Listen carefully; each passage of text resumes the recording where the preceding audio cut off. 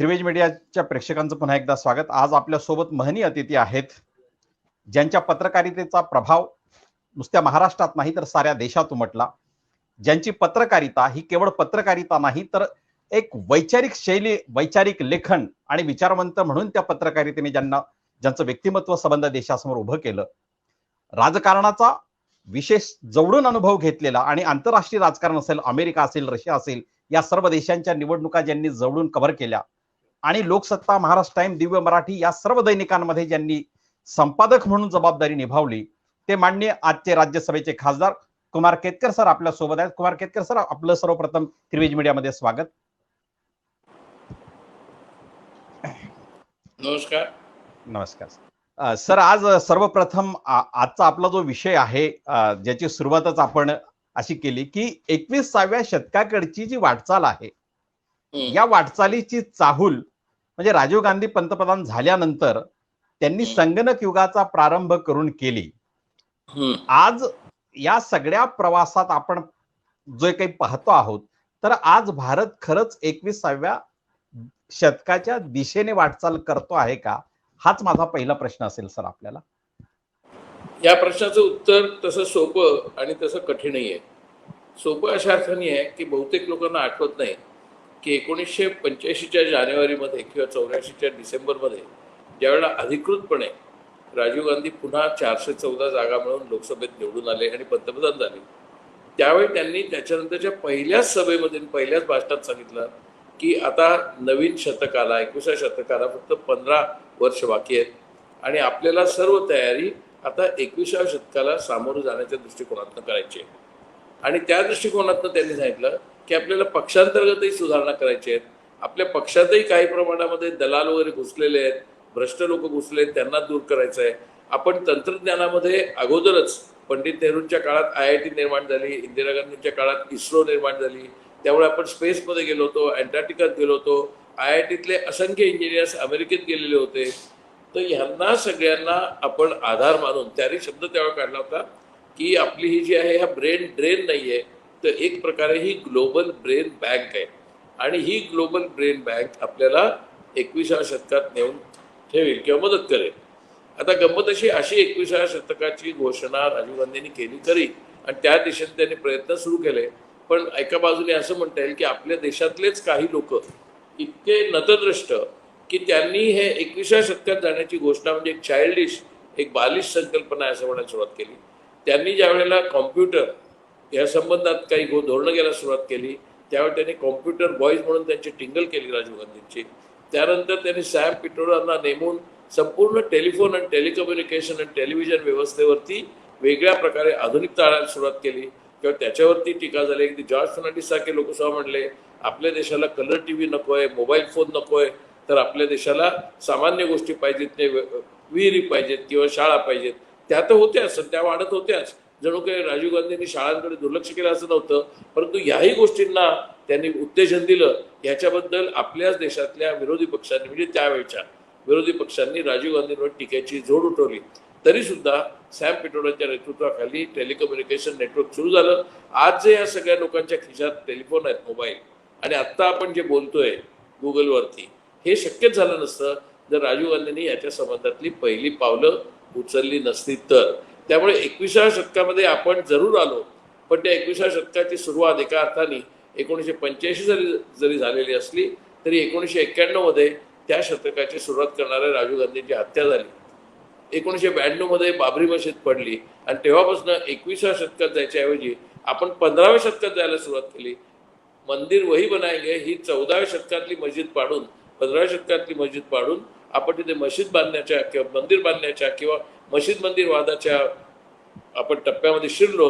म्हणजे एका बाजूने राजीव गांधींचं 21व्या शतक सुरू होत होतं, तर दुसऱ्या बाजूला RSS किंवा भारतीय जनता पक्षाचं 15वं शतक सुरू होतं। म्हणजे ते 600 वर्ष मागे जात होते जेव्हा राजीव गांधी पुढे पाहत होते, तेव्हापासून आपण पुढे पण जातोय आणि मागे पण जातोय, अशा विचित्र परिस्थितीमध्ये आता आपला देश अडकलेला आहे। म्हणजे जो प्रश्न मी नंतर विचारणार होतो त्याचा प्रारंभच आपण केला उत्तरामधून। राजीव गांधींच्या नंतर म्हणजे VP सिंग यांचा काळ आला, मध्यंतरी आणखी काही त्यांच्यानंतर 4 महिन्याचं पंतप्रधानपद चंद्रशेखर यांच्याकडेही आलं. हा सगळा काळ एक सामाजिक न्यायाचा असा दिसत होता. त्यानंतर नरसिंहरावांचं म्हणजे काँग्रेसचं सरकार आलं आणि काँग्रेसच्या सरकारमधून बाबरी मशीद पडली आणि तिथून हा आजच्या काळाचा प्रारंभ झाला.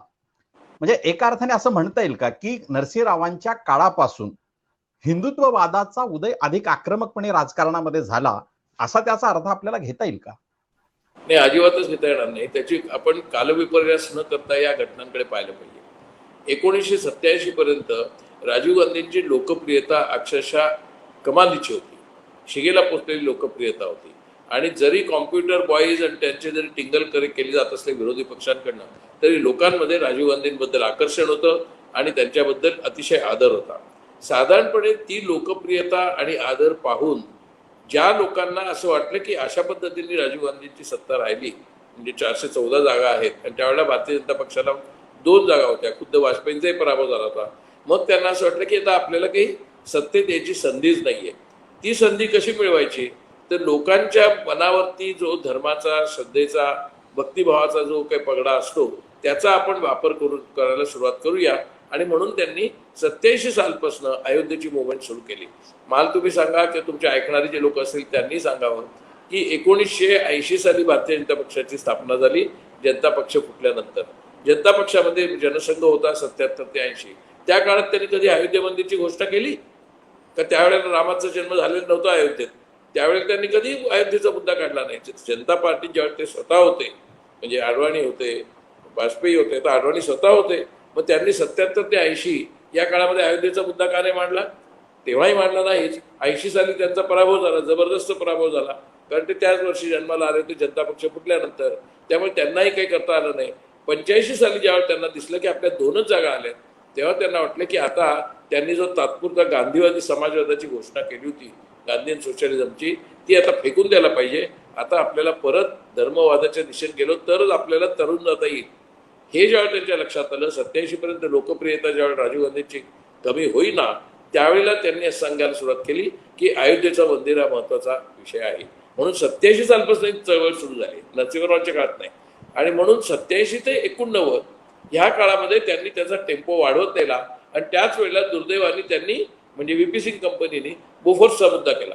आता बोफोर्सच्या संबंधात प्रत्यक्षात गेल्या 32 वर्षामध्ये, गेल्या 32-33 वर्षामध्ये, म्हणजे 87 पासून आतापर्यंत एकही खुलासा राजीव गांधींवरती किंवा सोनिया गांधींवरती आरोप करणार सिद्ध झाले नाही. इतकंच नव्हे, स्वतः अरुण जेटलींनी 1999 मध्ये लोकसभेत सांगितलं की राजीव गांधींच्या विरोधात कोणताही पुरावा नाही.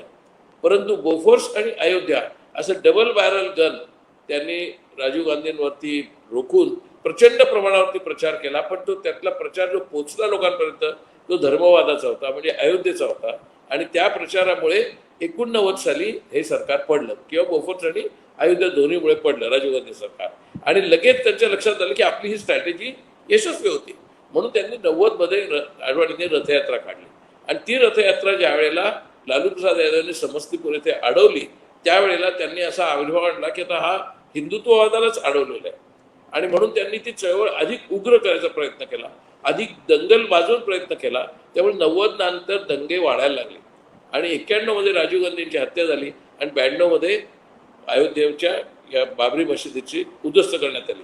म्हणजे 1987 ते 1991 म्हणजे ज्या वेळेला 89 ते 91 राजीव गांधींचं राज्य नाही, कारण 91 मध्ये ते वारले गेले आणि 89 ते 91 हे व्हीपी सिंग आणि चंद्रशेखरचं राज्य होतं. ह्या काळामध्ये त्यांनी हा टेम्पो वाढवलेला आहे. त्यामुळे 91ला नरसिंहराव असताना राजीव गांधींच्या हत्येनंतर त्यांना प्रत्यक्षात फारसा काळच मिळालेला नाही. 1991च्या जूनमध्ये त्यांचं सरकार आलं. त्याच्यानंतर त्यांनी पहिल्यांदा इकॉनॉमी सुधारायला घेतली आणि ग्लोबलायझेशन आणलं. चंद्रशेखर आणि व्हीपी सिंगच्या काळामध्ये आपल्या देशाला 20 टन सोनं तारण ठेवायला लागलं होतं इंग्लंडच्या एका बँकेकडे. ते सोनं आणणं महत्वाचं होतं. त्यामुळे मनमोहन सिंगांच्या समोर प्रायोरिटीज होत्या, ते इकॉनॉमिक प्रायोरिटीज होत्या. म्हणून त्यांनी ग्लोबलायझेशन आणि लिबरलायझेशन या दोन, म्हणजे उदारमतवाद आणि जागतिकीकरणाची धोरणं आणली आणि इकॉनॉमी पूर्णपणे सावरायला सुरुवात झाली. ती सावरायला सुरुवात होत असतानाच ह्या लोकांना परत लक्षात आलं की आपण आता फारशी टिकणार नाही या नवीन धोरणापुढे. आणि म्हणून त्यांनी पुन्हा एकदा अयोध्येचा प्रश्न काढला आणि बाबरी मशीद उद्ध्वस्त केली. तेव्हापासून म्हणजे आपण 1990 ते 2020 या 3 वर्षा काळामध्ये आपला संबंध भारतीय समाज हा बहुतांश प्रमाणामध्ये धार्मिक पातळीवरती विभागला गेलाय, जरी तो वरवर दिसत नसला. वरवर आपल्याला हिंदी सिनेमामध्ये सलमान खान, आमिर खान दिसतील, त्याच्यानंतर रहमान दिसेल, ठिकठिकाणी आपल्याला काय काय मुस्लिम लोक आर्किटेक्ट असतील, डॉक्टर असतील, परंतु प्रत्यक्षात समाजाच्या तळागाळामध्ये किंवा समाजाच्या मध्यवर्गामध्ये, विशेषतः स्वतःला सुशिक्षित सुसंस्कृत समजणाऱ्या मध्यवर्गामध्ये जो मुस्लिम द्वेष पसरलेला आहे, तो 1990 पासून सुरुवात झाली. गेले 30 वर्ष हा द्वेष सारखा जोपासला जातोय आणि व्हॉट्सअप वगैरे आल्यानंतर तर त्यांनी त्या द्वेषाचा स्फोटच केलेला आहे. त्यामुळे आपण हे लक्षात घेतलं पाहिजे की नरसिंहरावांच्या कारकिर्दीत जरी बाबरी मशीद उद्ध्वस्त झालेली असली तरी ती त्यांच्यामुळे झाली असं नाही. कल्याण सिंग आणि अडवाणी सगळ्या कंपनी सांगितलं होतं कोणत्याही परिस्थितीत आम्ही मशिदीला हात लावणार नाही, हात लावून दिला जाणार नाही. कल्याण सिंग मुख्यमंत्री होते. प्रत्यक्षात त्यांनी सगळी वचनं मोडली, सुप्रीम कोर्टाला दिलेलं आश्वासन मोडलं, सगळे कायदे मोडले आणि बाबरी मशीद उद्ध्वस्त केली. तेव्हापासून जो उन्माद हिंदू समाजात, विशेषतः स्वतःला सुशिक्षित समजणाऱ्या हिंदू समाजात जो उन्माद आला, त्या उन्मादाच्या परिणामी हे सगळं प्रकरण वाढत गेलेलं आहे. जरी 2014 मध्ये मोदींचं राज्य आलं असलं तरी त्याची पूर्वतयारी, त्याची नेपथ्य रचना ही 1990 मध्ये खुद्द LK अडवाणींनी केलेली आहे, हे आपण लक्षात ठेवलं पाहिजे. आता त्यांच्याच अंगावरती तो बॉल उलटलाय. नरेंद्र मोदी ज्यांच्यामुळे आणि ज्यांच्या जीवावर आणि ज्यांच्या चळवळीने पंतप्रधान झाले, त्या नरेंद्र मोदींनी लालकृष्ण अडवाणींना मार्गदर्शक मंडळ नावाच्या एका माळ्यावरती टाकून दिलेलं आहे आणि त्यांना पूर्णपणे इग्नोर केलंय, त्यांना पूर्णपणे वगळण्यात आलेलं आहे. हा त्यांचा नेमेसिसचा भाग झाला. परंतु वस्तुस्थिती आहे की आपला समाज, भारतीय समाज 1985 पूर्वी किंवा राजीव गांधीच्या काळात जसा एकसंधपणे पुरोगामी विचार करत होता, पुरोगामी म्हणजे डावा उजवा नव्हे, पुरोगामी म्हणजे आधुनिकता, पुरोगामी म्हणजे आधुनिक तंत्रज्ञान, आधुनिक विज्ञान आणि अंधश्रद्धा आणि मिडिएवल म्हणजे पूर्वीच्या मध्ययुगीन काळाच्या बाहेर जाऊन भविष्यकाळाचा विचार करणं म्हणजे आधुनिकता, म्हणजे पुरोगामित्व, म्हणजे प्रगत विचार. तो आपण 85 मध्ये आपला होता. 85ला लोकांच्या चर्चा कशाच्या व्हायच्या, तर कॉम्प्युटरायझेशनचे काय चांगले आहेत फायदे, काय तोटे आहेत, अशी चर्चा व्हायची. आता काय चर्चा होते, बाबरी मशिदीच्या जागी काय करायचं, अयोध्येच्या मंदिरच्या राम जन्मभूमीला काय करायचं. म्हणजे चर्चेचा पाठच बदलला पूर्णपणे आणि तो 1990 नंतर बदललाय. नरसिंहराव ऍक्सिडेंटली, दुर्दैवाने त्याच वेळेला तिथे होते. सर, म्हणजे आता हा नरसिंहरावच्या काळामध्ये डॉक्टर मनमोहन सिंग हे अर्थमंत्री असताना जागतिकीकरणाची सुरुवात झाली. परंतु त्यानंतर लगेचच अटल बिहारी वाजपेयी यांच्या नेतृत्वामध्ये केंद्र सरकार स्थापन होतं आणि त्याच्यामध्ये विनिवेश, सार्वजनिक कंपन्यांचा जो आहे, सार्वजनिक क्षेत्राचा विनिवेश, निर्गुंतवणूक, हे मंत्रीपदच कायम केलं गेलं. आणि त्याच्यानंतर पुन्हा UPA 1 आणि UPA 2. UPA 2 मध्ये कम्युनिस्टांचं किंवा डाव्या पक्षांचं काँग्रेस बरोबर थोडेसे मतभेद होतात आणि ते बाहेर पडतात. आणि बऱ्याच डाव्यांचं हे म्हणणं आहे की काँग्रेसने जो आर्थिक वाद आहे तो सार्वजनिक क्षेत्रांचा मजबूतीकरणाचा स्वीकारला पाहिजे. म्हणजे वाजपेयींच्या मंत्रिमंडळातलं निर्गुंतवणूक मंत्रीपद आणि त्यानंतर डाव्यांची UPA 2 मधली भूमिका, ही दोन्ही एका बाजूला धर्म आणि दुसऱ्या बाजूला आर्थिक अर्थकारण अशा संघर्षातून पुढे येताना दिसते. आणि मात्र 2014ला ती धर्माच्या अनुषंगाने जात असली तरी ती 30% पलीकडे जात नाही. या सगळ्यांचा गोळाबेरीजचा अर्थ आपण नेमका काय घ्यायचा? नाही, तुम्ही हा गोळाबेरीचा मुद्दा चांगला सांगितला. तुमचा प्रश्न बरोबर आहे. धर्मकारण आणि अर्थकारण हे 2 स्तर आहेत. या 2 स्तरावरती राजकारणाची चर्चा होते. परंतु त्याच्या स्तराचं तुम्ही पार्श्वभूमीकरण नीट सांगितलं नाही. ते असं आहे की 1991 ते 1996 या नरसिंहरावांच्या काळामध्ये त्यांनी गॅट, तुम्हाला जर आठवत असेल तर गॅटचा करार आपण मान्य केला. गॅट म्हणजे काय होतं, तर general agreement of trade and tariff म्हणजे गॅट. तर general agreement and trade and टॅरिफमध्ये काय होतं की आपल्या देशामध्ये सोनं गहाण ठेवायची, तारण ठेवायची पाळी आली. तर कारण का, तर आपल्याकडे भांडवल नाही. भांडवल नाही नुसतं एवढी गोष्ट अवस्था नव्हती, तर सोव्हिएत युनियन कोसळलेला होता. पूर्वी ज्या वेळेला असं आर्थिक अरिष्ट यायचं त्यावेळेला समाजवादी राष्ट्र जी होती युरोपातली आणि सोव्हिएत युनियन होता, तो आपल्याला मदत करायचा. सोव्हिएत युनियन कोसळला होता, पूर्व जर्मनी कोसळला होता, ईस्ट युरोपच कोसळला होता. समाजवादी देशच युरोपामध्ये आपल्या मदतीला येऊ शकेल असं नव्हता. त्याच्यामुळे आपल्याला अपरिहार्यपणे जागतिकीकरण आणि उदारीकरण स्वीकारणं क्रमप्राप्त होतं. म्हणजे ती गरज होती काळाची. ती काळाची गरज ओळखून डॉक्टर मनमोहन सिंगांनी ते आणलं उदारीकरण. ते चांगलं झालं. त्याच्यामुळे परत आपली गती अर्थकारणाची सुरू झाली. त्यावेळेला त्या गॅटच्या विरोधामध्ये किंबहुना ह्या उदारीकरणाला किंवा या जागतिकीकरणाला सगळ्यात कडाडून विरोध कोणी केला? कडाडून म्हणजे मुंबई बंद, महाराष्ट्र बंद, भारत बंद, गॅट हटाव, अशा टाईपची जी चर्चा गॅट हटाव म्हणून पार्लमेंटमध्ये रस्त्यावरती केली, बंद करण्यात आले, ते मुख्यतः भारतीय जनता पक्ष आणि काही प्रमाणात कम्युनिस्टांचे जे संघर्ष होते ते प्रामुख्याने कॉम्प्युटरायझेशन नको, आम्हाला बेकारी चालणार नाही, जरी तुम्हाला कॉम्प्युटर आणला तरी बेकारी होता कामा नये, अशा टाईपचे संघर्ष होते. परंतु भाजपचा संघर्ष होता मुख्यतः तो गॅटच्या विरोधात ह्या अंगाने होता की आम्हाला आता पाश्चिमात्यीकरण नको आहे जागतिकीकरणाच्या दृष्टिकोनात.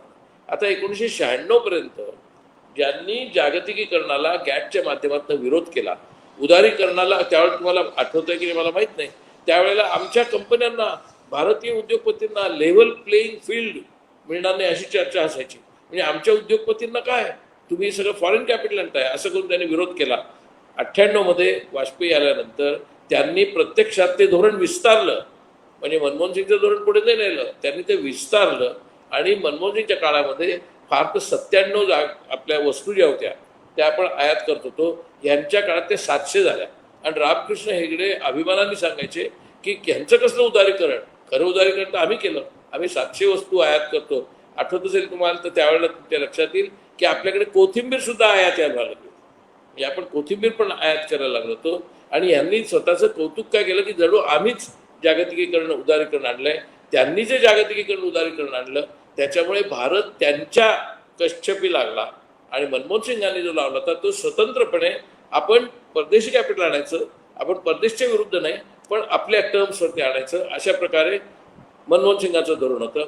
आत्ता मोदींनी जे धोरण केलेलं आहे ते आपण अमेरिकेला पूर्णपणे वश गेलेलो आहोत, आपण इस्रायलला पूर्णपणे वश झालेलो आहोत, अशा प्रकारचं जागतिकीकरण मनमोहन सिंगांना अभिप्रेत नव्हतं. त्यामुळे त्यांचं अर्थकारण आणि ह्यांचं धर्मकारणाच्या माध्यमातून वापरलं जाणारं अर्थकारण, यांचं अर्थकारण म्हणजे उजवं अर्थकारण हाही देखावा आहे, त्यांचं अर्थकारण हाच देखावा आहे. आता काल निर्मला सीतारामन म्हणल्या की हा कोरोनाचा जो क्रायसिस आहे त्याच्यामुळे आपलं आर्थिक अरिष्ट आहे.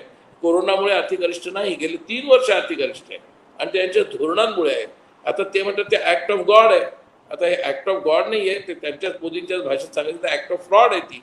आणि यांना ते अर्थकारण जमलेलं नाही आहे, परंतु ते कधी धर्माच्या नावाने कधी देवाच्या नावाने खपवत आहेत. त्यामुळे माझ्या मते मनमोहन सिंगांनी आणलेलं चांगलं धोरण कसं विकृत करायचं, त्याचं वळण कसं चुकीचं द्यायचं, ह्याचा त्यांनी धडा घालून दिलाय मोदींनी. आणि म्हणून ते सारखे आता धर्मकारण आणि अर्थकारण करतात. प्रत्यक्षात त्यांचं धर्मकारण पण अडचणीत आलेलं आहे आणि अर्थकारण पण अडचणीत आलेलं आहे. फक्त धर्मकारण इथपर्यंत त्यांनी यशस्वी केलंय की आपल्या समाजामध्ये त्यांनी विभागणी केलेली आहे. तरी सुद्धा एक लक्षात घ्या, त्यांना 2014 मध्ये 31% मतं मिळाली. याचा अर्थ 69% लोकांनी मोदींच्या राजकारणाला मान्यता दिलेली नाही. 2019 मध्ये त्यांना 37% मत आहे, म्हणजे 63% लोकांनी त्यांच्या ह्या धोरणाला मान्यता दिलेली नाही. परंतु दुर्दैवाने काँग्रेस सकट एकूण सर्व विरोधी पक्ष आता विस्कळीत आहेत आणि जे इतर विरोधी पक्ष आहेत त्यांनी अनेक वेळा प्रत्यक्षात भाजपची साथ केलेली आहे. त्यामुळे त्यांचं साठलोटं आतून असतं. ममता बॅनर्जींनी केलेली आहे, मायावतीने केलेली आहे, अखिलेशनी केलेली आहे, अण्णा डीएमकेने केले, डीएमकेने केले, तेलुगू देशमनी केले. सगळ्या विरोधी पक्षांनी कधी ना कधीतरी भारतीय जनता पक्षाबरोबर साठलोटं केलेलं आहे. त्यामुळे त्यांचा एक पाय नेहमी त्यांच्याकडे असतो. त्याच्यामुळे आता विरोधी पक्षांची एकजूट होत नाहीये. ती एकजूट न झाल्यामुळे काँग्रेस एकटी पडल्यासारखं झालंय. काँग्रेसने कधीच भारतीय जनता पक्षाबरोबर करार केला नाही. इंडिव्हिज्युअल काँग्रेसवाले जे आहेत ते वश झाले, जसे ज्योतिरादित्य सिंधिया आहे, आपल्याकडे हर्षवर्धन पाटील आहेत किंवा राधाकृष्ण विखे पाटील आहेत, असे इंडिव्हिज्युअल काँग्रेसवाले भाजपात गेलेत. पण काँग्रेस पक्षाने कायम भारतीय जनता पक्षाच्या धोरणाच्या विरोधात, पूर्वी जनसंघाच्या धोरणाच्या विरोधात कायमपणाने भूमिका घेतलेली आहे. आणि त्याच्यामुळे आत्ता त्यांचं धर्मकारण आणि अर्थकारण या दोन्ही पॅरापेट्सवरून चालताना त्यांची अडचण होते, कारण त्यांनी देश प्रत्यक्षात अराजकात लोटलेला आहे. आता त्यांना निमित्त मिळालं आहे ह्या कोरोनाचं, आणि कोरोनाच्या लॉकडाऊननी पण काही चांगला परिणाम झालेला नाही. आपल्याकडे केसेस वाढत आहेत, त्यामुळे त्यांना अभिप्रेत असलेलं जागतिकीकरण पण अडचणीत आलेलं आहे, म्हणजेच अर्थकारण पण अडचणीत आलंय. आणि धर्मकारणाने किती काळ तुम्ही लोकांना फसवत राहणार हा प्रश्न आता लोकही विचारायला लागलेले आहेत. त्यामुळे लोक जरी आता विभागणी झाली असली तरी पूर्णपणे त्यांच्याकडे आता बघण्याचा दृष्टिकोन बदलायला लागलेला आहे. तो बदलायला किती वेळ आता जाईल आणि प्रत्यक्षात केव्हा त्याचा दृश्य परिणाम दिसेल सांगता येत नाही, कारण ही विभागणी फार खोलवरपर्यंत पोहोचली गेलेली आहे. सर, म्हणजे हा जागतिकीकरणाचा जो रेटा आहे, हा जागतिक आणि भाजपाचं जे धर्मकारणावरचं जे राजकारण आहे याची सुरुवात 90 मध्ये झाली, परंतु 91 मध्ये 91 मध्ये भारताने जे जागतिकीकरण स्वीकारलं, 91 मध्ये भारताने जे जागतिकीकरण स्वीकारलं त्याच्यानंतर भारतातही म्हणजे 2014च्या निवडणुकीत मोदींचा म्हणजे भाजपाचा विजय होतो आणि जगभरात म्हणजे तिकडे ट्रम्प असतील, युरोपीय देशांमध्ये असेल, जगभरातल्या अनेक विकसित देशांमध्ये देखील एक एक्स्ट्रीमिस्ट सत्ताधारी त्या राज्यव्यवस्थेमध्ये सत्तेत आलेले आहेत. तर हा सगळा एकूण जागतिकीकरण फसल्याचा सामान्य जनतेवरील परिणाम दिसतोय, त्याची रिॲक्शन दिसते की नेमकं जगच एक एक्स्ट्रीमिस्ट होण्याच्या वाटचालीकडे जात आहे. या सगळ्यांचा अर्थ असा लावता अतिशय येईल का चांगला आपल्याला? मुद्दा तुम्ही मांडलाय आणि त्याचं हे पण बरोबर केलेलं आहे, त्याच्या एकमेकांची जोडणी पण बरोबर केली आहे. पण आपण लक्षात काय घेतलं पाहिजे या संदर्भात, तुमचा मुद्दा बरोबर आहे की जागतिकीकरण सुरुवात झाली त्यावेळी जागतिकीकरण कशाचं झालं? जागतिकीकरण झालं भांडवलाचं, जागतिकीकरण झालं बाजारपेठेचं. म्हणजे भारतामध्ये तुम्हाला अमेरिकेच्या वस्तू, जपानच्या वस्तू मिळाल्या. तुम्हाला आठवत असेल 1997-96 पर्यंत आपल्याकडे मोटारचे ब्रँड 2 किंवा 3च होते, एक फियाट, एक अँबॅसेडर आणि फार तर मारुती. मोटरचे ब्रँड पण फार नव्हते, त्यामुळे आपल्याकडचे ब्रँडेड वस्तू पण मर्यादित होते जागतिकीकरणाच्या पहिल्या टप्प्यामध्ये. म्हणजे एकूण भांडवलीकरण हे वाढायला लागलं होतं.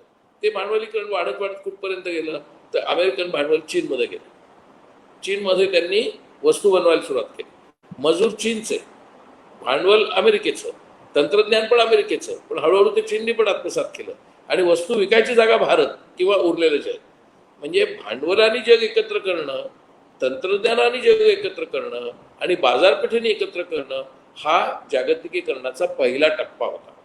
त्यामुळे सुरुवातीला ते काय म्हणायचे की आम्हाला मजूर नकोत, आम्हाला मजूर नकोत तुमच्या इतर देशातले. त्यांना युरोप अमेरिकेतले लोकांना, कंपन्यांना भारतातले मजूर नको असायचे. आत्ता सुद्धा जी चर्चा H1B विसावर चालते, त्यांना भारतातले मजूर नकोत, पण भारतात भांडवल मात्र आणायचं.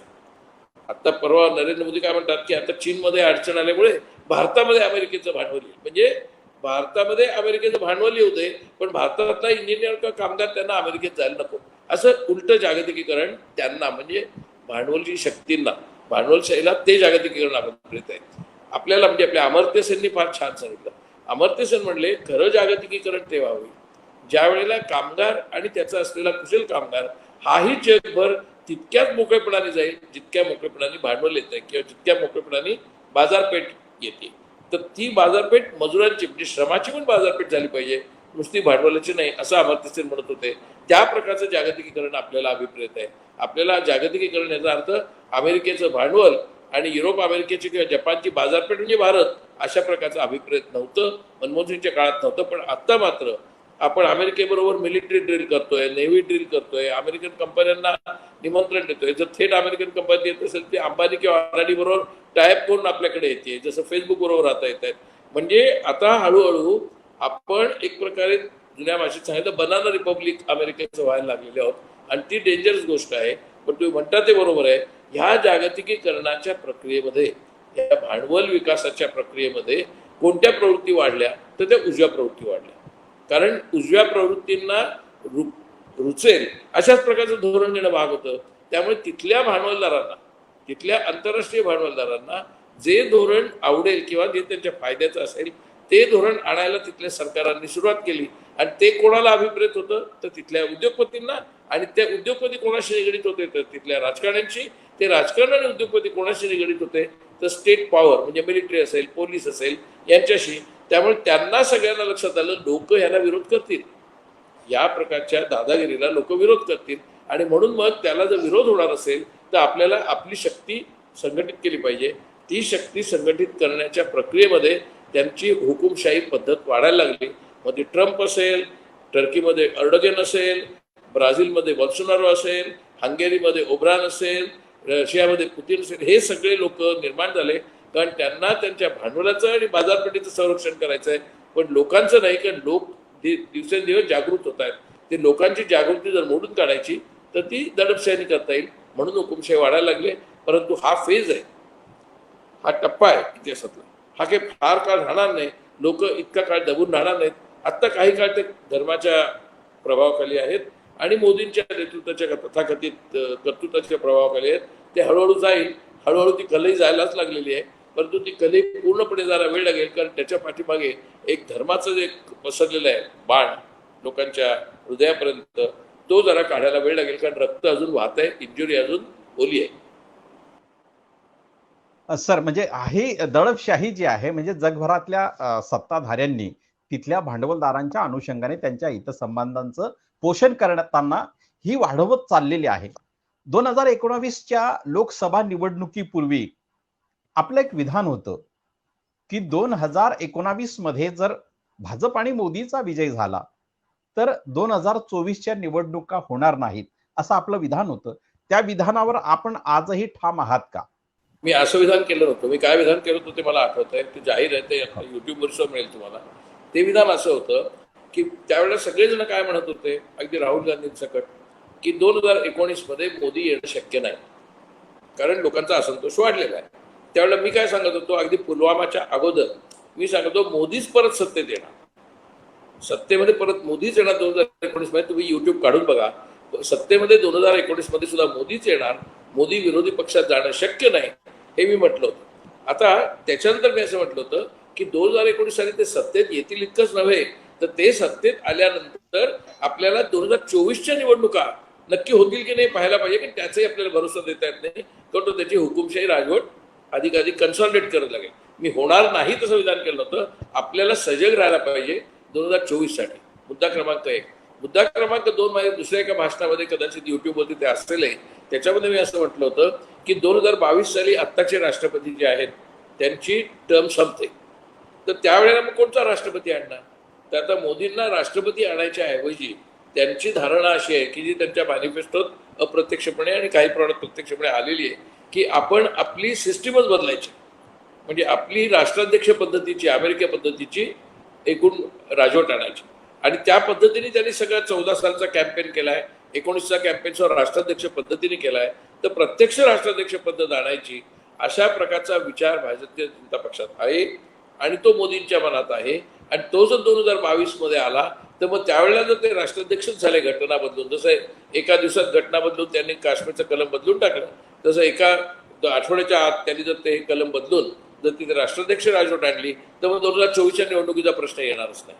कारण 2022 साली राष्ट्रपती किंवा राष्ट्राध्यक्ष म्हणून मोदी येतील आणि त्यांची टर्म त्याच्यापुढे 4 वर्ष किंवा 5 वर्ष असेल. अर्थात हे असं असेलच असं मी म्हणत नाही, त्यांचा प्रयत्न काय तुम्ही सांगतोय, आणि त्यांचा प्रयत्न त्यांना ते जे त्यांचे प्रयत्न असतात, 1 इलेक्शन 1 नेशन, हा जो भाग आहे 1 नेशन 1 इलेक्शन, हा त्याचा एक प्रास्ताविकता आहे की हळूहळू आपल्याला काय करायचं, तर कंट्रोल इतका करायचा आहे की संपूर्ण सिस्टीमवरती आपला कंट्रोल राहील. तो कंट्रोल सिस्टीमवरती राहण्याचे 2च मार्ग आहेत. एक म्हणजे राष्ट्रपती आपणच व्हायचं, म्हणजे राष्ट्राध्यक्ष पद्धतीने आपण व्हायचं. दुसरं, अशा प्रकारचा असंतोष अराजक जर देशात माजला तर आपणच मिलिटरीला सांगायचं की तुम्ही आत्ता काही सूत्र हातात घ्या आणि इलेक्शन आपण पोस्टपोन करू. तर ते इलेक्शन पोस्टपोन करण्याचा ते प्रयत्न करणारच नाहीत असं नाही, ते करू शकतील. पण हेच विधान जर काही लोकांनी ऐकलं तर म्हणतील केतकर म्हणतात ते इलेक्शन पोस्टपोन करतील म्हणून. असं मी विधान करत नाहीये. परंतु ह्या माणसापासून किंवा माणसाच्या धोरणापासून अत्यंत जागरूक राहायला पाहिजे, कारण काही करू शकतील याच्यापैकी मी जे सांगितलं त्यापैकी. सर, हा जो राष्ट्राध्यक्ष म्हणजे एकानुवर्ती जी व्यवस्था आहे, म्हणजे जी संसदीय लोकशाही ऐवजी एका व्यक्तीच्या हाती सत्ता देणं, हा राष्ट्राध्यक्षीय पद्धतीचा जो भाग आहे त्याचं मॉडेल म्हणजे अमेरिका वगैरे जे काही दिसतं, तर त्या मॉडेलला धरून काँग्रेसमध्ये वसंतराव साठेंनी काही काळापूर्वी आणि अलीकडे शशी थरूर यांनी देखील अध्यक्षीय पदाची चर्चा किंवा अध्यक्षीय पद्धत, राज्य पद्धती आणली गेली पाहिजे अशी चर्चा केलेली आहे. तर ही अध्यक्षीय पद्धत आणि मोदींना अभिप्रेत असणारी अध्यक्षीय पद्धत याच्यामध्ये काही गुणात्मक फरक आहे का, असं आपल्याला काही सांगता येईल का?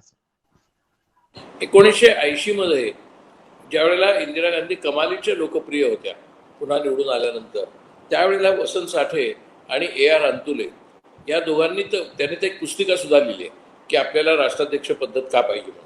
त्यावेळेला त्यांना असं वाटलं होतं की ते इंदिरा गांधींची लोकप्रियता एवढी अफाट आहे आणि त्यांची धोरणं एवढी पुरोगामी आहेत आणि तामिळनाडूपासून ते काश्मीरपर्यंत त्यांच्या नावाचा गाजावाजा आहे, तेव्हा आपण राष्ट्रपती राजवट आणूया म्हणून त्यांनी प्रचारही केला. परंतु तो प्रचार केल्यानंतर ज्या वेळेला त्या प्रचाराचं सूत्रबद्ध स्वरूप इंदिरा गांधींकडे पोहोचलं, तेव्हा त्यांनी ताबडतोब सांगितलं हे मला मंजूर नाही. त्यामुळे इंदिरा गांधींनी ते ताबडतोब निकालात काढलं, त्यांनी ते घेतलंच नाही आणि त्यांनी ते निकालात काढले म्हटल्यानंतर ती चर्चा जी थांबली 1982 मध्ये ती आत्ता पहिल्यांदा परत ऐकू आली परवा शशी थरूरांच्या लेखनामुळे. शशी थरूरांचं म्हणणं जे होतं ते मोदींच्या बद्दल नव्हतं, त्यांना असं वाटत होतं की वन इलेक्शन वन नेशन हा जो कॅम्पेन चाललेला आहे त्या कॅम्पेनला जर आपल्याला एक प्रकारचा छेद द्यायचा असेल तर ती वन इलेक्शन वन नेशन राष्ट्रपती पद्धतीचीच करायची, म्हणजे राष्ट्राध्यक्ष पद्धतीची करायची असं त्यांनी म्हटलं. त्यामुळे वसंत साठे आंदोलनाचा प्रस्ताव आणि शशी थरूर यांचा प्रस्ताव याच्यामध्ये एक गुणात्मक थोडा फरक आहे, परंतु गुणात्मक फरक असला तरी त्याच्या स्ट्रक्चरमध्ये फारसा फरक नाही. परंतु ते शशी थरूर यांचं मत आहे हे ताबडतोब काँग्रेस पक्षात जाहीर केलं की त्यांचं व्यक्तिगत मत आहे. काँग्रेस पक्ष कोणत्याही पक्षात म्हणजे कोणत्याही पक्षातल्या सदस्यांनी त्यांना पाठिंबा दिला नाही, किंबहुना पक्षाने निवेदन काढलं की आमचा ह्या ठरावाला या प्रस्तावाला या भूमिकेला पाठिंबा नाही, माझाही नाही. सर 1978 साली म्हणजे काँग्रेस त्या काळात देशातला सर्वोच्च ताकदवर पक्ष झालेला होता आणि त्यांच्या विरोधात सर्व विरोधी पक्ष एकवटले होते जयप्रकाश नारायण यांच्या नेतृत्वात. 2014 म्हणला 73 जयप्रकाश नारायणांच्या नेतृत्वाखाली 74 ते 77, पण मध्ये 75-76 ला इमर्जन्सी होती. हा, इमर्जन्सीच्या नंतरच्याच काळात निवडणुकांमध्ये. 77 हो हो 77. तर त्यानंतरचा आज जो 2014 नंतर जी भाजपाची सत्ता देशामध्ये स्थिरावली आणि 2019 मध्ये सर्वसामान्य जनतेला अशी अपेक्षा होती की सर्व विरोधी पक्षांचं एकत्रीकरण होईल, परंतु तेच होताना दिसलं नाही. मगाशी आपण जे म्हटलं की सर्व राज्यांचे जे प्रादेशिक पक्ष आहेत यांचं कधी ना कधी भाजपाशी साटलोट झालं आहे, त्यांची युती झालेली आहे. वाजपेयीच्या मंत्रिमंडळामध्ये डीएमके, चंद्रबाबू, बिलकुल बिलकुल लालू मुलायम सिंग सगळे होते. हो, सगळंच होतं, मायावती देखील होत्या, तो काही प्रश्न नाही. परंतु या सगळ्यांची भीती ते नेहमी अशी सांगतात की काँग्रेस हा देशातला इतका मुरलेला आणि ताकदवर पक्ष आहे, म्हणजे भाजपाचं जे धर्मकारण आहे याला आम्ही एकत्र आलो तर कदाचित थांबू शकतो, परंतु काँग्रेस जर पुन्हा मुरली तर काँग्रेसला थांबवणं फार कठीण जातं, अशी ह्या प्रादेशिक पक्षांची कायम विचार करण्याची शैली आणि भावना असते. आणि येणाऱ्या काळामध्ये काँग्रेसच्या सोबतच एकत्रीकरण व्हावं अशी जनतेची अपेक्षा आहे. तर या विरोधाभासातून येणाऱ्या काळामध्ये काही नवं आशादायी पाऊल उभं राहणार आहे का राजकारणामध्ये? विरोधी पक्षांना एकत्र यावंच लागेल आत्ताच्या. याचं कारण असं आहे की त्यांची ती गरज आहे. कारण मोदींचं धोरण कसं आहे त्याच्यामध्ये वाजपेयींच्या त्यांच्या धोरणामध्ये फरक आहे. वाजपेयींचं सरकार होतं, वाजपेयींचं सरकार 6 वर्ष होतं, 98, 99, 99 ते 2004. त्यांनी कधी आम्हाला काँग्रेस मुक्त देश हवा आहे असं म्हटलं नाही. वाजपेयी कधी असं म्हटले नाही की आम्हाला काँग्रेस मुक्त देश हवा आहे. वाजपेयीने जेव्हा मुलाखतीत विचारलं की तुमचं परराष्ट्र धोरण काय, तर ते म्हणले पंडित नेहरूंनी जो परराष्ट्र धोरणाचा ढाचा दिलेला आहे तोच आम्ही ठेवणार आहोत. तेव्हा त्यांना विचारलं हो पण तुम्ही उदारीकरण करताय तर ते उदारीकरण कसं वेगळं आहे तुमच्या भूमिकेपेक्षा, ते म्हटले नाही, बेसिकली आम्ही मिक्स्ड इकॉनॉमीचंच धोरण बाळगतोय, फंडामेंटली आम्ही काही दूर जात नाही. म्हणजे त्यांनी जरी विरोधी पक्षाचं म्हणजे भाजपच्या नेतृत्वाखाली राज्य असलं, एनडीए फर्स्ट असला, तरी त्यांनी नेहरू मुक्त देश, काँग्रेस मुक्त देश अशा पद्धतीच्या वाह्यात आणि वावदुकी घोषणा, विकृत घोषणा कधी दिल्या नाहीत आणि तसं तरी व्यवहारातही केलं नाही. फक्त त्यांनी उदारीकरण, जागतिकीकरणाचा, खाजगीकरणाचा थोडा निर्गुंतवणुकीच्या माध्यमातून विस्तार केला. याच्या पलीकडे त्यांनी आपल्या ढाच्याला धक्का लावला नाही.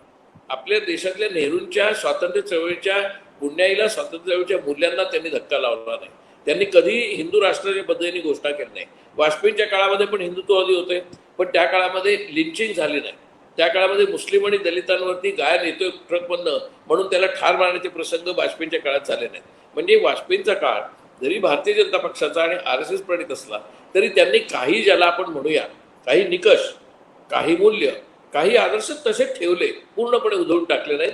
जरी त्यांच्यातल्या काही लोकांची प्रवृत्ती त्या दिशेची होती तरी सुद्धा तसं मोदींच्या काळात झालेलं नाही. त्यामुळे मोदींच्या काळामधल्या राजकारणाची तुलना इव्हन त्यांच्याच पक्षाच्या वाजपेयींच्या काळाशी पण करता येत नाही. मोदींच्या काळातली तुलना तुम्ही एकाधिकारशाहीची जी म्हणताय तशी वाजपेयींना नाही करता आली. वाजपेयींना मोदींच्या पद्धतीची एकाधिकारशाही करता आली नाही. याचं एक उत्तम उदाहरण म्हणजे एकदा वाजपेयींनी बिहारमधलं सरकार जे आहे ते बरखास्त करायचा निर्णय केला आणि ते हे पाठवलं अर्ज राष्ट्रपतीकडे, राष्ट्रपतीने रिफ्यूज केला आणि वाजपेयींनी ताबडतोब ते ऍक्सेप्ट केलं आणि बिहारमधली राजवट चालू राहिली. अशा प्रकारचं मोदींच्याकडे शक्यच नाही. मोदींनी सर्वोच्च न्यायालय, निवडणूक आयोग, सगळा मीडिया, जवळजवळ कंप्लीट मीडिया, जवळजवळ सगळे ब्युरोक्रेसी, सगळी CBI, पोलीस यंत्रणा रिझर्व्ह बँक ऑफ इंडिया हे सगळ्यावरती कमांड बसवले. अशा प्रकारची एकाधिकारशाही भाजपने केलेली नव्हती 98 साली किंवा आणीबाणीच्या काळात सुद्धा झालेली नव्हती. आता मीडिया ज्या पद्धतीने मोदीच्या बाजूने सगळे वकिली करत असतो आणि जणू काही आत्ताचे जे प्रश्न आहेत त्याला पण काँग्रेस जबाबदार आहे, पंडित नेहरू जबाबदार आहेत, मोतीलाल नेहरू जबाबदार, ह्या प्रकारची वाहतुकी वाह्यात आणि विकृत चर्चा ते करतात आणि मीडिया सगळ्या ते खपवून देतो. अशा प्रकारचं वाजपेयीच्या काळात झालं नव्हतं. इंदिरा गांधीच्या काळात तर त्यांची सत्ता गेल्यापासून आणि त्या चालू असताना सुद्धा विरोधी मोठ्या प्रमाणावरती कार्यकर्ते चालू होते. फक्त आणीबाणीच्या 19 महिन्याच्या काळात ते नव्हते. अमेरिकेची तुलना केली तर अमेरिकेतला जवळजवळ सगळ्याच्या सगळा मीडिया, जवळजवळ म्हणजे 100 पैकी 98% मीडिया हा ट्रम्पच्या विरोधात आहे. तो दररोज ट्रम्पच्या विरोधी लेख लिहितोय, ट्रम्पच्या पॉलिसी विरोधी लेख लिहितोय. आपल्याकडचा मीडिया तसा नाही. आपल्याकडचा मीडिया पूर्णपणे वश झालेला आहे, पूर्णपणे शरण झालेला आहे. तो त्यांना पूर्णपणे लोटांगण घालतोय आणि त्याच्यामुळे आपल्याकडच्या मीडियावरचा विश्वास लोकांचा उडत चाललेला आहे. त्यामुळे हा फरक आहे. अशा प्रकारची एकाधिकारशाही ज्या वेळेला प्रस्थापित होते तेव्हा त्या एकाधिकारशाहीच्या आतूनच त्याला सुरुंग लागायला सुरुवात होतं. आता वस्तुस्थिती अशी आहे की मोदी आणि शहांना विरोधी पक्ष विरोध करणार तर ठीक आहे, परंतु खुद्द भारतीय जनता पक्षाचे जे खासदार आमदार आहेत त्यांच्यामध्ये कमालीची अस्वस्थता आणि असंतोष आहे. कारण त्यांना काही किंमतच नाही. ते धोरणाच्या चर्चेमध्ये सहभागी नसतात. त्यांना त्यांचं मत काय विचारत नाहीत. एखादं धोरण त्यांनी घेतलं तर त्यांच्या कॉन्स्टिट्युएन्सीत त्याचे काय परिणाम होतील याचे त्यांना परवा त्यांची कोणी केली जात नाही. त्यांनी कोणाला मत मांडलं त्याच्याबद्दल तर त्याची काही किंमत दिली जात नाही. आपले नाना पटोले भाजपमध्ये होते. ते नाना पटोलेंनी त्या एका शेतीच्या प्रश्नावर भूमिका मांडली तर मोदींनी त्यांना गप्प करायचा प्रयत्न केला की तुम्ही काय बोल नका, तुम्हाला काय कळतंय. तर नाना पटोले बाहेर केलं, बाहेर पक्षातनं पडले आणि त्यांनी सांगितलं अशा प्रकारचा अपमान मी सहन करणार नाही. तुम्ही जे बोलताय ते चुकीचं धोरण आहे आणि मी स्वतः शेतकरी आहे कारण मला शेतीचं काय म्हणून कळतंय. तुम्ही बोलताय चुकीचं बोलताय हे म्हटल्यानंतर त्यांना तिथून जावं लागलं. पण ते धैर्य त्यांनी दाखवलं. असं धैर्य दाखवू इच्छिणारे भाजपमध्ये आहेत, पण त्यांचं अजून तेवढी शामत होत नाहीये. कधीतरी ती होईल. कोणत्याही अशा एकाधिकारशाहीला सुरुंग फक्त विरोधी पक्षांकडनं लागत नाहीत, फक्त मीडियाकडनं लागत नाहीत, फक्त इन्स्टिट्यूशनकडनं लागत नाहीत. तर ती एकाधिकारशाहीची राजवट जी असते तिच्यातच आत ते सुरुंग पेरलेले असतात. ते किती वेळा फुटतील, कधी फुटतील हे सांगता येत नाही, परंतु ते फुटतील एवढं नक्की. एकाधिकारशाहीकडे जाणारी राजकीय सत्ता या संबंधामध्ये अखिल भारतीय पातळीवर केंद्रीय पातळीवर देशाच्या पातळीवर जर विरोधी पक्षांची एकजूट ही व्हायची असेल तर मोठा पक्ष जो असतो त्याच्या अनुषंगाने तो विचार करावा लागतो. आज काँग्रेसमध्ये जो नेतृत्वाचा अंतर्गत संघर्ष आहे म्हणजे माननीय सोनिया गांधी राहुल गांधी या संघर्षामध्ये काँग्रेस अंतर्गत एक संघर्ष उभा राहिलेला आहे. मग हा जुने काँग्रेसी की नवे काँग्रेसी हा संघर्ष आहे की हा वैचारिक संघर्ष आहे की या संदर्भामध्ये नेमकं काय आहे एक काँग्रेस खासदार म्हणून आपण याकडे कसं हा पाहता? नेतृत्वाचा संघर्ष नाही किंवा सोनिया पाहिजे का राहुल पाहिजे. दुसरं म्हणजे काँग्रेसच्या धोरणाबद्दलचा हा संघर्ष नाही. ज्या लोकांनी परवा पत्र लिहिलेलं आहे त्यांनी काँग्रेसचं धोरण आम्हाला अधिक परिणामकारकरित्या अंमलात आणायचं आहे म्हणून आम्ही पत्र लिहितोय असं म्हटलंय. इतकंच नव्हे, त्या पत्रात त्यांनी आवर्जून म्हटलंय की सोनिया गांधी आणि राहुल गांधी यांचं नेतृत्व सुद्धा आम्हाला मान्य आहे, परंतु आम्हाला अशा प्रकारचं नेतृत्वाकडनं अपेक्षा आहे. हे त्यांच्या पत्राचा भाग आहे. म्हणजे त्यांनी धोरणावर विरोध केलेला नाही, विचारसरणीला विरोध केलेला नाही, नेतृत्वाच्या संबंधाला विरोध केलेला नाही, पण त्यांच्या अपेक्षा त्यांनी व्यक्त केल्या आहेत. हे झालं काँग्रेसच्या अंतर्गत मतभेदाचं स्वरूप. आता प्रश्न जो असा आहे तो प्रश्न असा आहे की काँग्रेस पक्ष अगदी सोनिया राहुल आहेत किंवा त्यांच्या नेतृत्वावर जर काही आक्षेप घेणारे किंवा त्यांच्याकडनं आकांक्षा करणारे लोक आहेत त्यांचा राजकारणाकडे बघण्याचा दृष्टिकोन जो आहे तो अतिशय स्वच्छ आणि पारंपरिक आहे. म्हणजे विरोधी पक्षांनी काय करायचं असतं, निवडणुका लढवायच्या असतात, लोकसभेत मुद्दे मांडायचे असतात, राज्यसभेत चर्चा घडवून आणायची असते, त्याच्यानंतर प्रेस कॉन्फरन्स घ्यायचे असतात, कोर्टामध्ये आपले मुद्दे मांडायचे असतात, इलेक्शन कमिशन समोर मुद्दे मांडायचे असतात. हा जो काही एक संसदीय राजकारणाचा ढाचा आहे तो पाळणारी पक्ष यंत्रणा म्हणजे काँग्रेस आहे. परंतु मोदींनी ती यंत्रणाच मोडीत काढलेली असल्यामुळे काँग्रेसने आता स्ट्रॅटेजी कोणती घ्यायची. त्या यंत्रणेच्या मार्फत तुम्ही जाऊन उपयोगच नाहीये. तुम्ही इलेक्शन कमिशनला पत्र लिहिलं की ते फिटावून टाकतात. तुम्ही न्यायालयाकडे गेलात की न्यायालय आता आज न्यायालयाने पतंजलीच्या संबंधात स्वनिर्णय न्यायालय आता साधारणपणे सरकारला अनुकूल असे सर्रास निर्णय देतात, मग तो प्रशांत भूषणचा असो किंवा पतंजलीचा असो. अशा परिस्थितीमध्ये काँग्रेसला म्हणजे ते जे पत्र लिहिणार आहेत ते किंवा पत्र न लिहिणारे आहेत ते यांना सगळ्यांना विचार करायचा आहे की मोदी हा पॉलिटिकल फोर्स नाही आहे. मोदी हा एक वेगळ्याच प्रकारची एक पाशवी अशी एक शक्ती आहे आणि ती केवळ एकट्या मोदींमुळे आलेली नाही, तर गेले काही वर्ष म्हणजे मगाशी मी म्हटल्याप्रमाणे 90 सालपासून जे धर्मकारणाने विभागला समाज आहे त्या विभागलेल्या विषारी वातावरणामध्ये मोदी तयार झाले. मोदी काही आकाशातनं पडलेले नाहीत, त्या विषारी वातावरणातनं तयार झालेले आहेत. वाजपेयींच्या काळात ते तयार होऊ शकले नाहीत.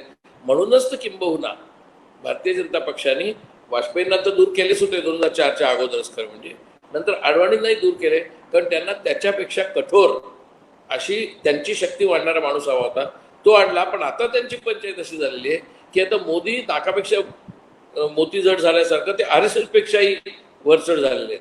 आता RSSला जो जसं त्यांनी CBIला ताब्यात घेतलंय तसं त्यांनी आता RSSला पण गुंडाळून ठेवलेलं आहे आणि त्याच्यामुळे तो असंतोष RSS मध्ये पण आहे आणि त्यांच्या आमदार खासदारांमध्ये सुद्धा आहे.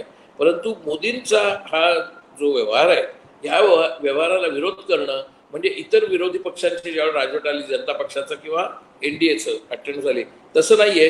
काँग्रेसला अजून तो मार्ग ठरवायचा आहे की इतर सगळ्या विरोधी पक्षांनी एकत्र आले तरी मोदींचा विरोध करण्याची धाटणीच वेगळी असायला पाहिजे, पॅटर्नच वेगळा पाहिजे.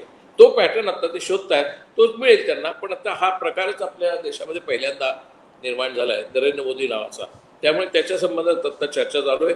परवाच सोनिया गांधींनी बैठक घेतली होती अक्षरशः गेल्याच आठवड्यामध्ये, ज्याला उद्धव ठाकरे पण हजर होते आणि उद्धव ठाकरेंनी सुद्धा कधी नव्हे ते आता नुसतं चर्चा नव्हे तर लढाईची भाषा केली पाहिजे असं भाषण केलेलं आहे. आता काही लोक तिथे फक्त भाषण असेल, पण असं भाषण सुद्धा कोणी केलेलं नव्हतं, विशेषतः काँग्रेसच्या बरोबर आलेल्या शिवसेनेने. त्यामुळे मला असं वाटतं की हळूहळू ते बदल होत आहेत आणि बिहारमध्येही थोडासा बदल होईल. कोण निवडून येईल मी सांगू शकत नाही तिथे आता, परंतु आता इकडे केजरीवालांच्याकडे सुद्धा ते धोरणाबद्दल आक्षेप घेतले जात आहेत. म्हणजे हळूहळू विरोधी पक्षांना कळतंय की जर आपण आत्ता एकत्र आलो नाही तर आपण व्यक्तिगत आणि पक्ष पातळीवरती संपून जाऊ, हे त्यांच्या लक्षात आलंय. आणि म्हणूनच मायावतींनी जरी आदेश दिला राजस्थानमधल्या BSPच्या आमदारांना की तुम्ही वोटिंग गेहलोतच्या बाजूने करू नका, तरी त्यांनी मतदान गेहलोतच्या बाजूने केलं. म्हणजे मायावतीचा आदेश त्यांनी ऐकला नाही. अशा प्रकारचा प्रत्येक व्यक्तीला आणि प्रत्येक पक्षाला किंवा पक्ष नेतृत्वाला किंवा पक्ष कार्यकर्त्यांना आता हळूहळू लक्षात यायला लागलंय की मोदी आपलं अस्तित्वच नष्ट करणार आहेत, तेव्हा त्यांच्या दृष्टिकोनातनं तो अस्तित्वाचा संघर्ष आहे. आणि हे ज्या वेळेला सचिन पायलटच्या लक्षात आलं की प्रश्न त्यांनाच पडणार आहेत, आपण आता भाजपच्या दिशेने जराही आशा केली तर आपण तिथे उद्ध्वस्त होऊ, तर त्याच्यापेक्षा मुकाटीने आपण परत जाऊ, असा त्यांनी माझ्या मते नंतर सुज्ञपणाने निर्णय घेतला. कारण त्यांनी पाहिलं ते तिकडे होते म्हणजे पक्षात नव्हते गेले, पण ते बाहेर पडल्यानंतर त्यांच्या लक्षात आलं की बाहेर जे आहे अन्यत्र तिथलं जे अराजक आहे त्या अराजकात आपण सामील व्हायचं का, याच्यावर त्यांनी विवेकाने विचार केला आणि ते परत आले. काँग्रेसमधली परिस्थिती अप्रतिम आहे असं नाही, काँग्रेसमध्ये प्रश्न आहेत, काँग्रेसमध्ये समस्या आहेत, काँग्रेसकडे कित्येक समस्यांना उत्तर नाहीत, काँग्रेसमध्ये मतभेद आहेत, मतभेद असतात काहीच घेत नाही, मतभेद असतं चांगलं लक्षण असतं, ते लोकशाहीचं लक्षण आहे.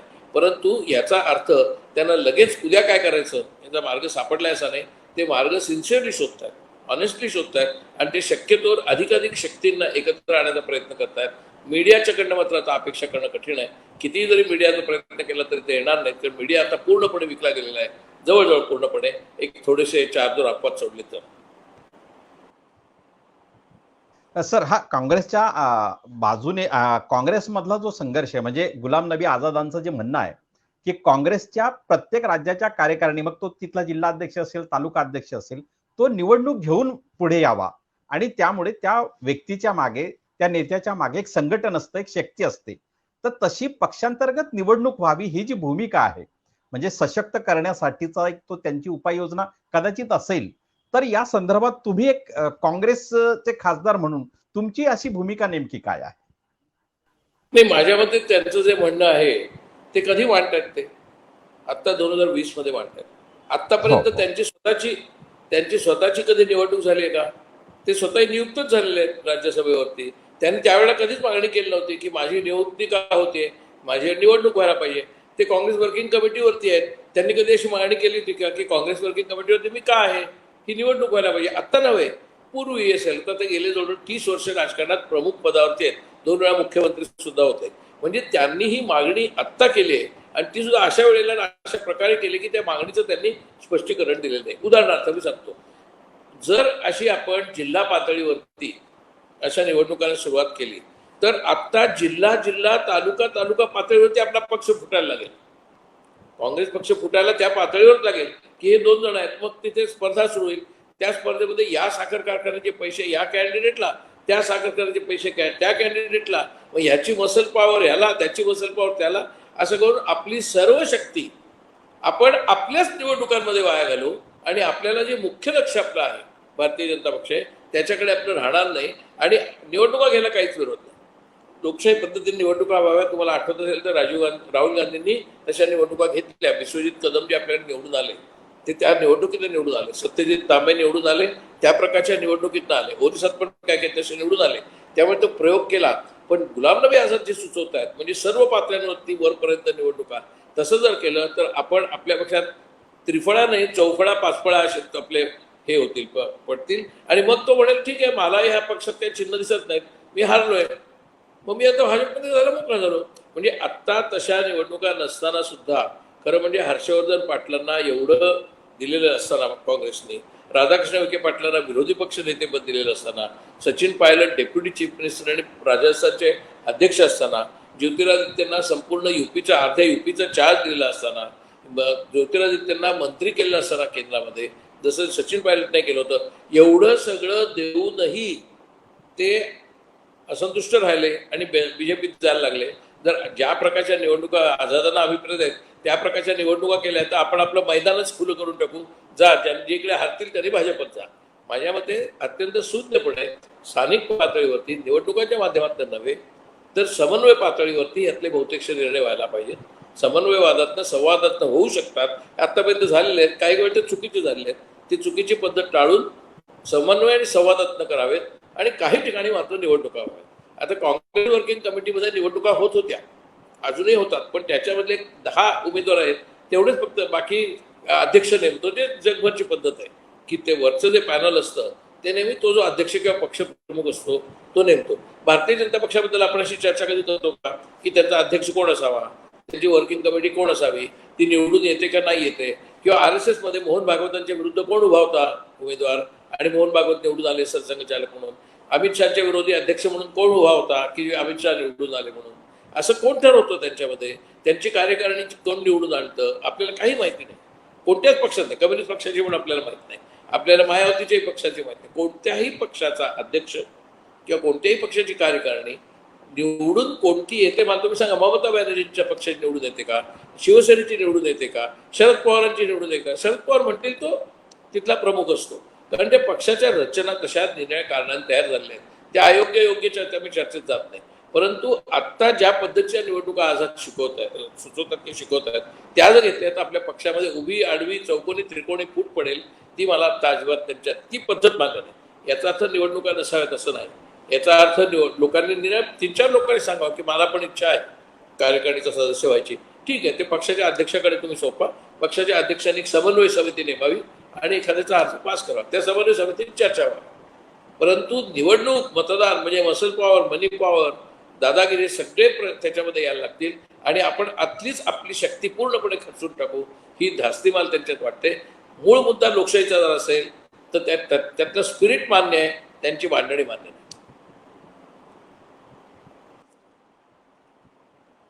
तर एक शेवटच्या प्रश्नाकडे मी वळतो की संबंध राजकारणाच्या प्रश्नावर आपण बोललो, पण आपलं व्यक्तिमत्व हे पत्रकारितेतलं आहे.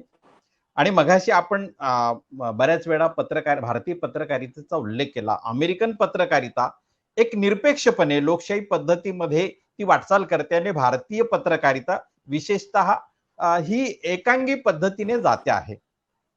तर या दोन्हीमधला बदल नेमका का आहे आणि येणाऱ्या काळामध्ये अशा या परिस्थितीमध्ये मीडियावर किंवा मीडियाच्या संदर्भातली काही नवी धोरणं आणण्याविषयी अंतर्गत राजकारणामध्ये काही चर्चा होते का?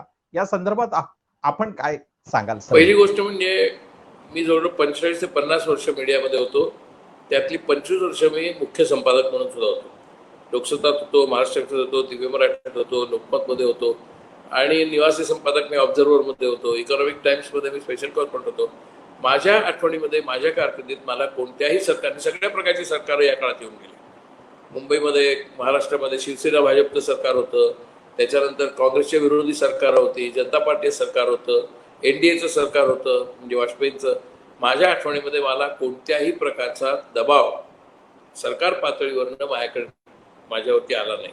मी कायम टीका करत होतो वाजपेयी सरकारवरती, शिवसेना भाजप सरकारवरती, पण माझ्यावरती तसा दबाव आला नाही. मॅनेजमेंटचा पण नाही आला, सरकारचा पण नाही आला. आता तसं नाहीये.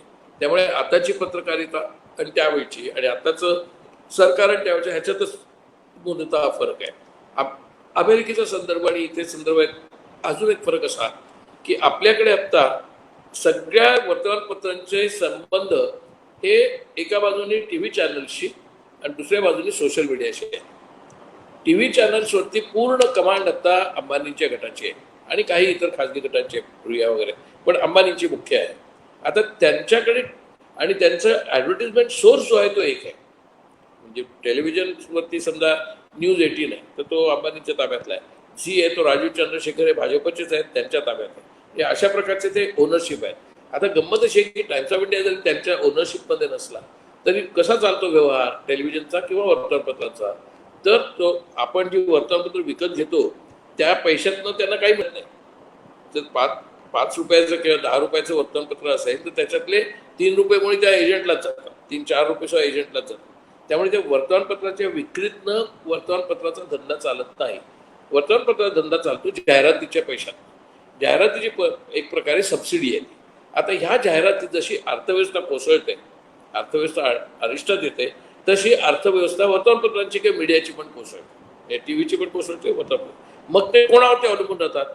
तर सगळ्या देशातला सर्वात मोठा जाहिरातदार म्हणजे सरकार.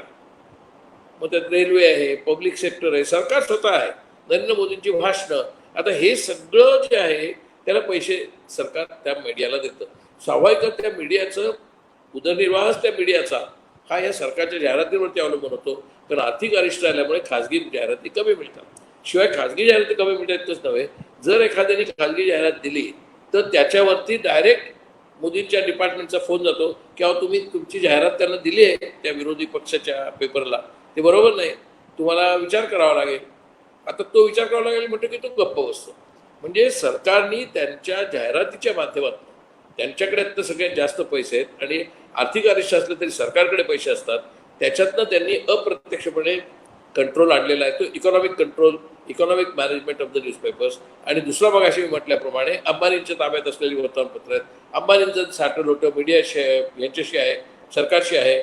त्यामुळे त्यांच्या मार्फत आणि सरकारमार्फत हा फायनान्शियल इकॉनॉमिक मॅनेजमेंटचा एक प्रयोग चालला आहे आपल्या देशात. तसा प्रयोग अमेरिकेत का होत नाही? कारण अमेरिकेत त्या कंपन्यामुळे मीडिया कंपन्या आहेत, त्यांचा कोणी उद्योगपती त्यांचा मालक नाही.